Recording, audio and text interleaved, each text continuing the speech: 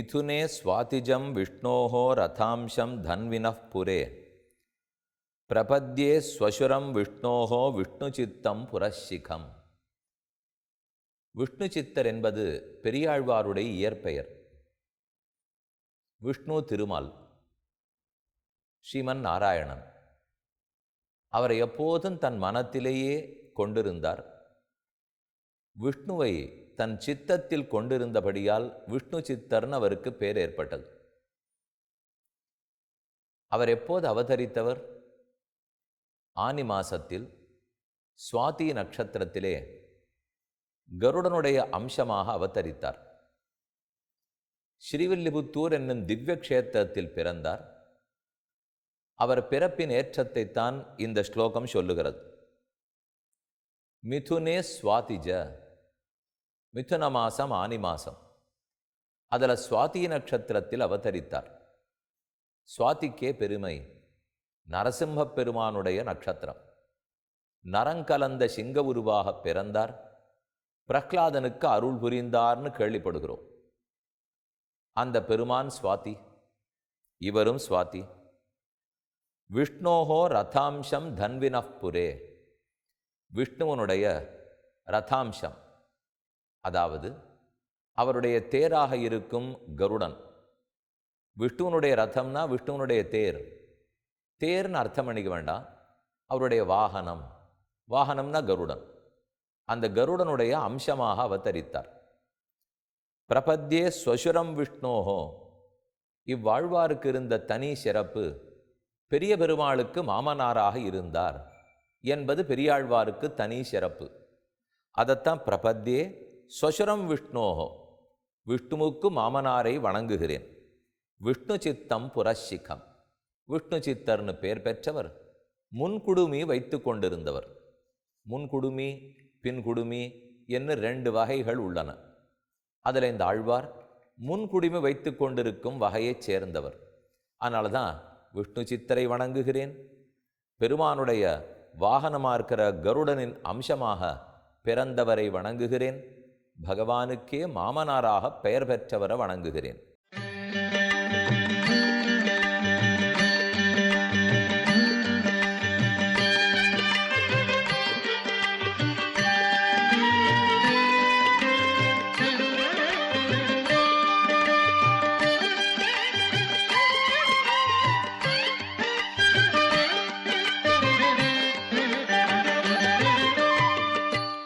அவர் பிறந்தது கலியுகம் தொடங்கி 46 ஆண்டுகள் கழித்து.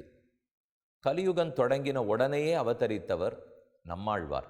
முதல் வருஷத்திலேயே பிறந்துட்டார். அதுக்கு சில காலம் கழித்து 6வது ஆழ்வார் குலசேகர ஆழ்வார். இதோ அதிலிருந்து 46 ஆண்டுகள் கழித்து 7வது ஆழ்வார் பெரியாழ்வார் அவதாரம். ஆனி மாசத்தில் 9ஆம் தேதியில் குரோதன என்னும் வருஷம், அதனுடைய ஆனி மாசம் 9ஆம் தேதி சுக்லபக்ஷம், அதாவது வளர்பிறை ஏகாதசியில் ஞாயிற்றுக்கிழமை அன்று சுவாதி நட்சத்திரத்தில் இவ்வாழ்வார் அவதரித்தருளினார். அவர் பிறந்த நாளின் ஏற்றத்தை திவ்யசூரி சரிதம் அப்படிங்கிற நூல் கூறுகிறது. ஜேஷ்டேத மாசே பவமான தாரே ஸ்ரேஷ்டோ குணேன அஜனி பட்டநாத தத்ர த்ரயீரூப கருத்மதாத்மா கடாட்சலக்ஷ்யம் கமலாபதேர்யா. கமலாபதி தான் திருமாமகளுக்கு கேள்வன் திருமால். அவனுடைய கட்டாட்சத்துக்கு எப்போதும் இலக்கானவர். அவர் பிறந்தது ஜேஷ்ட மாசத்தில் பவமான தாரே ஆனி மாசம் சுவாதி நட்சத்திரத்தில். ஸ்ரேஷ்டோ குணேனாஜனி பட்டநாதா, இவருக்கு பட்டநாதன் ஒரு பேர் உண்டு. பட்டர்பிரான் பட்டர்பிரான்னு சொல்லுகிறோமே. பட்டர்கள் வித்வான்கள், மெத்த படித்த சான்றோர்கள். பிரான் அவர்களுக்கே உபகரித்தவர். பல பேர் வித்வான்கள் எல்லாம் மதுரை பட்டணத்தில் கூடியிருந்தனர். பாண்டிய மன்னவன் வல்லபதேவன்னு பெயர்.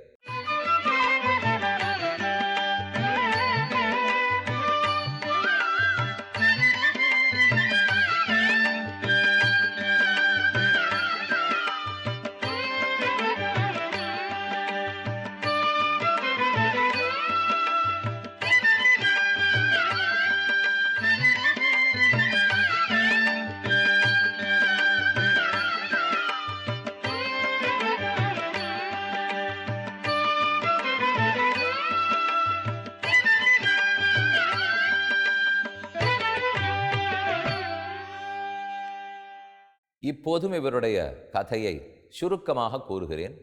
ஸ்ரீவில்லிபுத்தூரில் அவதரித்து நிரம்ப கற்று அழகான ஒரு தோட்டம் அமைத்து பூக்களை வளர்த்து தொடுத்து தொடுத்து எல்லா வேளைகளிலும் வடபெருங்கோயிலுடையானுக்கு வடபத்திரசாயிக்கு சமர்ப்பித்து கொண்டு வந்தார். வாழ்க்கை நன்றாக ஓடிக்கொண்டிருந்தது. பாண்டியதேவன் வல்லபதேவன் அந்த மன்னவனுக்கு ஒரு ஐயம். யார் முழுமுதற் கடவுள், இதை தெரிந்து கொள்ள வேண்டும் என்று செல்வநம்பிங்கிற வித்வானை கேட்டார். அவர் கூறினார், நாம முடிவெடுக்க வேண்டாம், பக்கத்தில் சுத்துப்பட்டாரத்தில் இருக்கிற எல்லா வித்வான்களையும் கூப்பிடும், அவர்கள் சேர்ந்து பேசி கூடி முடிவெடுக்கட்டும், அவர்கள் என்ன நிர்ணயம் பண்ணுகிறார்களோ அதை ஏற்றுக்கொள்வோம். யாரொருத்தர் தன் வாதத்தை எடுத்து வைக்கும்போது நீ வைக்கப் போகிற பொற்கிழி யார் ஜெயிச்சு வாதத்தை என்னது தான் சரின்னு சொல்கிறார்களோ அவர்களுக்கு அரசன் பரிசு கொடுக்க வேண்டும். அதற்கு ஒரு பொற்கிழியை நீண்ட இடத்தில் கட்டி வைத்தான். ஆறு பேச பேச அந்த பொற்கிழி தானே இறங்கி வருகிறதோ அவர்தான் சரியாக பேசுகிறார்னு பொருள் என்று பேசிக்கொண்டனர். எல்லாரையும் கூப்பிட்டார்கள். பெரியாழ்வாருக்கு இது நடக்கிறதே தெரியாது. ஸ்ரீவில்லிபுத்தூர்லேருந்து மதுரை கிட்டக்கத்தானே. ராத்திரி பகவான் சொப்பனத்தில் வந்தார். கனவில் வந்து, ஆழ்வீர், நீர் நமக்காக போய் வேதாந்தத்தின் அர்த்தங்களை எடுத்து சொல்லி நாமே கடவுள் அப்படின்னு ஸ்தாபிக்க வேணும்னு சொன்னார். அப்போ பெரியாழ்வார் கேட்குறார், எனக்கு அதெல்லாம் பேச தெரியுமா? ஏதோ தோட்டம், எரு போடுறது, தண்ணீர் பாய்ச்சறது, களை பறிக்கிறது, அப்புறம் பூக்களை தொடுத்து உனக்கு கொண்டு வந்து புஷ்பம் சமர்ப்பிக்கிறது, இவ்வளவு தான் எனக்கு பண்ணுறதுக்கு தெரியும். வித்வான்கள் கோஷ்டியில் போய் பேசுறதுக்கெல்லாம் நாளா என்று கேட்டார். பெருமாள் சிரிச்சுட்டே திரும்ப சொன்னார், அப்போ இந்த பூ தொடுக்கிறது, நந்தவனம், களபறிக்கிறதெல்லாம் மட்டும் நீரே பண்ணிவிடுறீர், அதுக்கு ஒரு அருளும் தேவையில்லை, அதுக்கு சாமர்த்தியம் வேண்டாம். ஆனால் வித்வான்கள் படித்தவர்கள் கோஷ்டியில் பேசணும்னா மட்டும் அருள் வேணும், சாமர்த்தியம் வேணுமா என்று திரும்ப கேட்டார். சட்டுன்னு தன் தவறென்னான் ஆழ்வார் புரிந்து கொண்டார். எந்த சின்ன காரியம் பண்ணுறதுக்கும் பெருமானின் அருள் இருந்தால்தான் முடியும். பெரிய காரியங்களுக்கெல்லாம் அவர் வேணும். நம்ம வீட்டில் பண்ணுற சின்ன காரியங்களை நாமே பார்த்துடலாம். நம்மில் எதையும் நாம் பார்த்து கொள்ள முடியாது. கடவுள்தான் படைத்தார், அவர் அருளால் தான் வாழ்கிறோம், அவர்தான் நம்மை நித்தப்படி காப்பாற்றியாக வேண்டும். அதனால் ஒரு கைங்கரியம் நமக்கு கிடைக்கிறதுனால் அதுவும் இறைவன் அருளிருந்தால் தான் கிடைக்கும். இப்போ ஒரு கோவிலில் நாம் பெருமாள் புறப்பாடு பண்ணுறதுக்காக தோள் கொடுத்து பல்லக்கை தூக்குபவர்களாக இருக்கலாம். எத்தனை லட்சம் பேர் இருக்கிறச்சே ஒரு சிலருக்கு தானே இந்த தொண்டு கிடைக்கிறது. கோவிலில் நாதஸ்வர வித்வானாக இருக்கலாம். ரொம்ப தூரம் வெளியிலெல்லாம் கூட அவர் போகிறதில்லை. ஏன்னா 3 வேளை கோவில்லையே வாசிச்சாகணும். கல்யாணத்துக்கெல்லாம் போனால் கொஞ்சம் வரும்படியான்னு இருக்கும். ஆனால் இவர் என்னமோ கோவிலோடு வாசிச்சுருக்காருனால் அவர் தான் ரொம்பவே அருள் பெற்றவர்னு அர்த்தம். கோவில் குளத்தை பார்க்குறவர்களோ, தோட்டத்தை பார்க்குறவாளோ, கூட்டி பெருக்கி தொடச்சி மொழிகி கோலம் போடுறவர்களோ, மணி அடிப்பவர்களோ எத்தனை பேர் இருக்கா. எந்த ஒரு சிறு தொண்டு கோயிலில் கிடைத்தாலும் அல்லது இந்த சமூகத்துக்கு பண்ணுறதுக்கு கிடைத்தாலும், ஆருக்கு கிடைத்தாலும் நம்ம பாக்கியசாலிகள். அது வெறுமை கிடைச்சிடாது, அது பெருமானுடைய அருள் இருந்தால் தான் கிடைக்கும். அதைத்தான் வேணும்னு கேலியாக பெருமாள் திரும்ப கேட்க, தப்பு புரிஞ்சு போச்சு, இனிமேல் இப்படி சொல்ல மாட்டேன். நான் வித்வான்களிடத்தில் பேசணும்னாலும் நீ பேச வைக்க போகிறே, தோட்டம் கட்டணும்னாலும் நீ தோட்டம் போட வைக்க போகிறே, பூத்தொடுக்கணும்னாலும் நீ பண்ண வைக்க போகிறே, இதில் நான் பண்ணுறதுக்கு என்ன இருக்குது அப்படிங்கிறத புரிஞ்சு விட்டார்.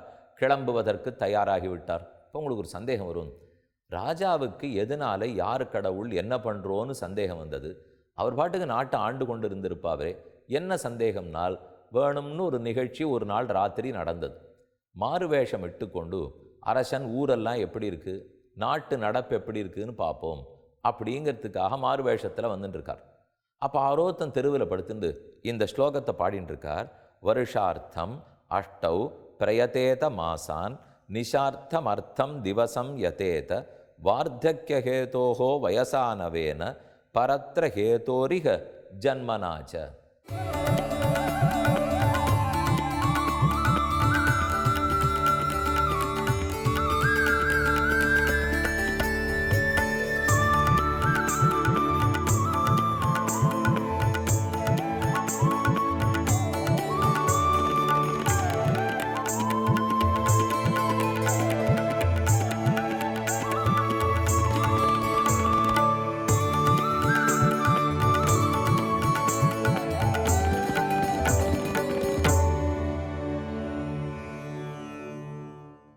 இந்த ஸ்லோகத்தினுடைய பொருள், நாம் மழைக்காலம் முழுக்க 4 மாதங்கள் ரொம்ப வெளியில் போக முடியாது.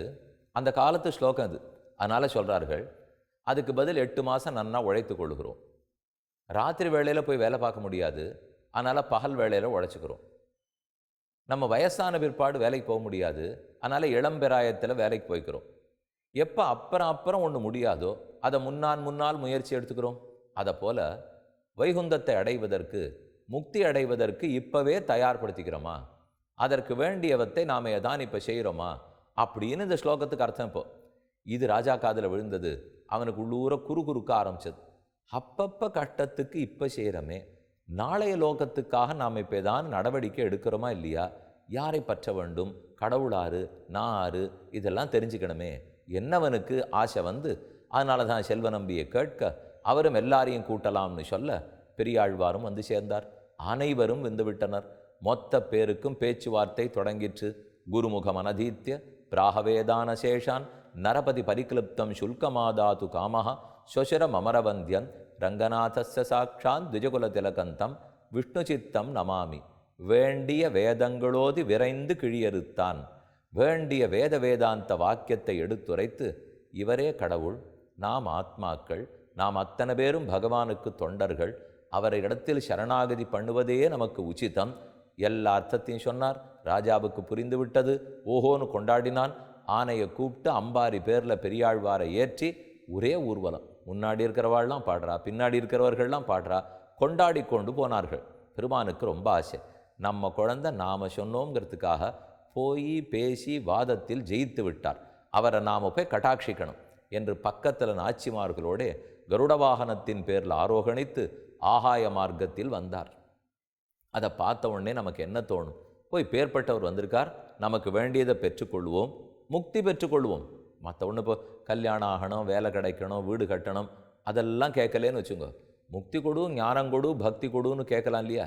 அப்படி கேட்டால் கூட அது நமக்கேதோ ஒன்று வேணும்னு கேட்டதுக்காகவாம். பெரியாழ்வாருக்கு அந்த எண்ணமும் இல்லை. அவனிடத்தில் அவனை பற்றித்தான் கேட்க வேண்டும். இந்த துஷ்ட தேசத்தில், இந்த கஷ்டமான காலத்தில், கலியுகத்தில் போய் எல்லாரும் பார்க்கும்படி வந்திருக்கியே, உன் திருமேனி அழகு எவ்வளவு, உன் குணங்கள் எவ்வளவு, இத்தனையும் பார்க்குறவா எல்லார் கண்ணும் ஒரே மாதிரி இருக்குமா?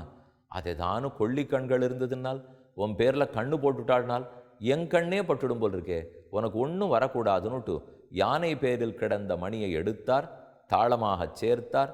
பல்லாண்டு பல்லாண்டு பல்லாயிரத்தாண்டு பலகோடி நூறாயிரம் மல்லாண்ட திண்டோள் மணிவண்ணா உன் சேவடி செவ்வி திருக்காப்பு என்று திருப்பல்லாண்டு 12 பாடல்களை பாடினார். அது இந்த ஆழ்வாருக்கே இருக்கிற சிறப்பு.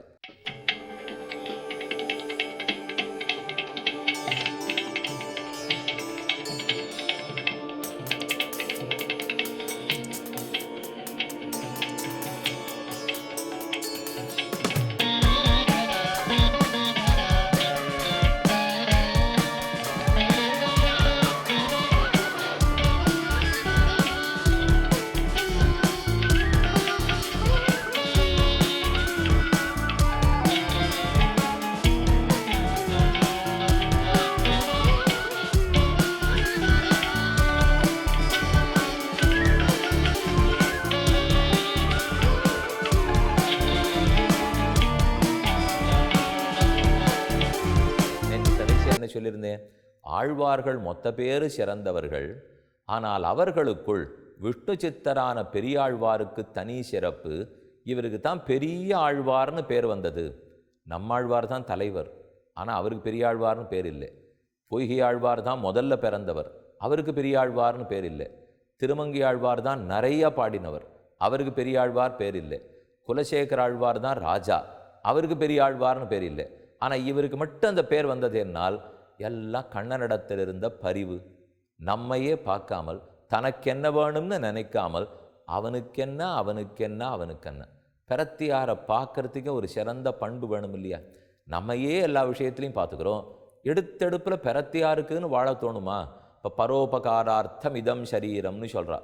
எங்கே பார்த்தாலும் நதிகள்லாம் ஓடுறதே யாருக்காக? தாங்களா எடுத்து தண்ணீர் குடிக்க போகிறது? மாமரம், தென்னை மரம், பலாமரம் எல்லாம் காய்க்கிறதே தாங்களா எடுத்து சாப்பிட போகிறது? எதுவும் இல்லை. சூரியன் ஓஹோன்னு காய்கிறாரே தனக்காகவா? நிலா காய்கிறதே தனக்காகவா? எல்லாம் நமக்காக, அவரவர்களுக்காக எதுவும் இல்லை. அதை போல் நாம் என்ன பழகிக்கணும்னால் பரோபகாரார்த்தம் இருக்கணும், பிறருக்கு உதவி செய்ய வேண்டும். அந்த தெளிவு பெரியாழ்வாரிடத்தில் இருந்தது. நம்ம பார்த்துக்கக்கூடாது, பகவானைத்தான் பார்க்கணும். உனக்கு இந்த தேசத்தில் இந்த காலத்தில் ஒன்றும் கஷ்டம் வராது இருக்கணும். இத்தனைக்கும் பெருமானுக்கு ஒரு கஷ்டம் வரப்போகிறதில்லை, அவர் முழு முதற் கடவுள். இருந்தாலும் ஒரு பரிவு, நாம் பார்த்து பெருமானுக்கு செய்யணுங்கிற ஆசை. அத்தோடு திருப்பல்லாண்டு பாடினாரா. இதனால தான் மற்ற ஆழ்வார்களுக்கெல்லாம் இல்லாத சிறப்பு இவருக்கு ஏற்பட்டது. மற்ற பேருக்கு பகவானிடத்தில் பரிவு இருந்தது, என்ன வந்துருமோ பரிவா. ஆனால் பொங்கும் பரிவுன்னால் தாய் பாவனையில் பாசுரம் பாடினவர் இவர் தான். மற்ற ஆழ்வார்கள் தங்களை நாயகியாய், காதலியாய், மனைவியாய் இப்படியெல்லாம் கொண்டு பாடியிருக்கிறார்கள். ஆனால் பெரியாழ்வார் தான் தன்னையே ஒரு தாயாக நினைத்து, அதுவும் யசோதை தாயாக நினைத்து கொண்டு 10 10 10 10ன்னு எத்தனை பாசுரங்கள் பாடியிருக்கார். பெரியாழ்வார் திருமொழியில் பாதி திருமொழி பார்த்தோம்னால் எல்லாம் யசோத பாவனையில் கண்ணனுடைய பருவத்தில் ஒன்று கூட மிதவிடாத அனுபவித்தது. பெரியாழ்வார், அவர் பெண்ணான ஆண்டாள், ஆழ்வார்களிலே நம்மாழ்வார், இவர்கள் தான் கண்ணனுக்கென்னே வாழ்ந்தவர்கள். அதிலும் பெரியாழ்வாருக்கு ஏற்றன் தன்னையே பார்க்க மாட்டார், கண்ணனைத்தான் பார்ப்பார். அவனுக்கு என்ன வந்துருமோன்னு அவர் ஆசை, அந்த அன்பு பொங்கி பரிவோடு பாடினார். அதனால தான் மற்ற பேருக்கு இல்லாத பெயர் பெரியாழ்வார்ன்ற திருநாமம் விஷ்ணு சித்தருக்கு ஏற்பட்டது.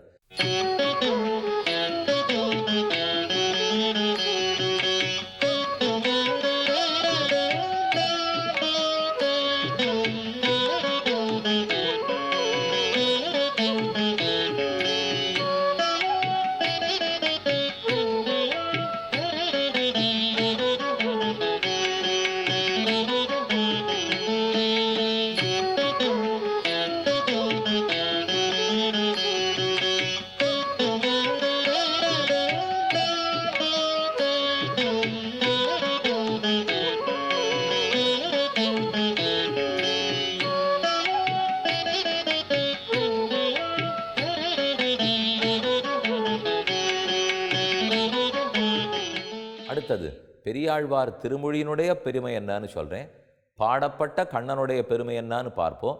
அப்புறம் முதல் பாசுரத்தின் அர்த்தம் என்னன்னு சொல்கிறேன். ஏற்கனவே வேண்டுகோள் விடுத்தபடிக்கு கண்டிப்பாக குடும்பத்தோடு கேளுங்க. ஒரு 4000 திவ்ய பிரபந்தம் அருளிச் செயல் புத்தகத்தை வாங்கி வைத்து கொள்ளுங்கள், எப்போதும் பயன்படும். நீங்கள் பூஜை உள்ளுலேயே வச்சுடலாம். எல்லார் வீட்டிலையும் அது ஒரு பிரதி இருந்ததுனால் நீங்கள் இப்போ கேட்குறதுக்கு நல்லா இருக்கும். இப்போ பெரியாழ்வார் திருமொழி கேட்கறதுக்குன்னு மட்டும் நான் சொல்ல வரல. இப்போ எப்போதுமே நீங்கள் படித்து இன்பப்பட்டு ஆன்மீக முன்னேற்றம் அடைவதற்கு 4000 திவ்ய பிரபந்த புத்தகம் மிகவும் பயன்படும். கண்டிப்பாக அதோட நாளை சந்திப்போம்.